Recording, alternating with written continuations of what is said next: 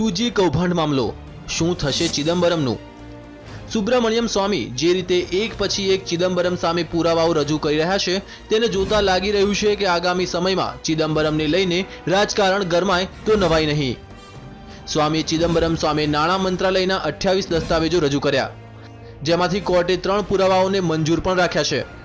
3 પુરાવાઓમાં 25 March 2011ના રોજ ચિદમ્બરમ દ્વારા વડાપ્રધાન અને તત્કાલીન ટેલિકોમ પ્રધાન એ રાજાને લખેલી ચિઠ્ઠીનો પણ સમાવેશ થાય છે. ચિદમ્બરમના સચિવ દ્વારા આ ચિઠ્ઠી લખાઈ હતી.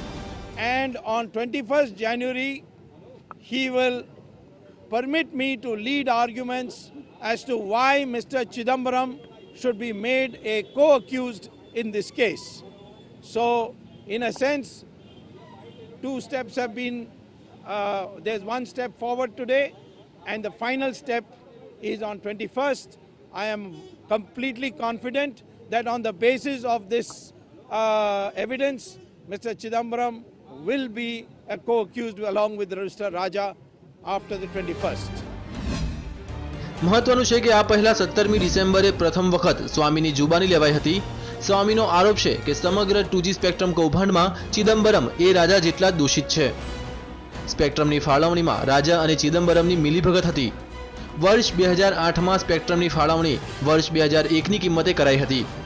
આ મુદ્દે રાજા અને ચિદમ્બરમ વચ્ચે 4 વખત મુલાકાત થઈ હતી. 2G કેસમાં સ્વામીની અરજીઓએ આ પહેલા અનેક નેતાઓ અને ઉદ્યોગપતિઓને જેલ ભેગા કર્યા છે. ત્યારે હવે ચિદમ્બરમની સામે વધુ દસ્તાવેજો કોર્ટમાં રજૂ થતા આગામી સુનાવણીમાં ચિદમ્બરમની મુશ્કેલીઓ વધે તો નવાઈ નહીં. હવે જોવાનું એ રહે છે કે સ્વામી કોર્ટમાં કેવા પ્રકારની દલીલો રજૂ કરે છે. Bureau report, TV9.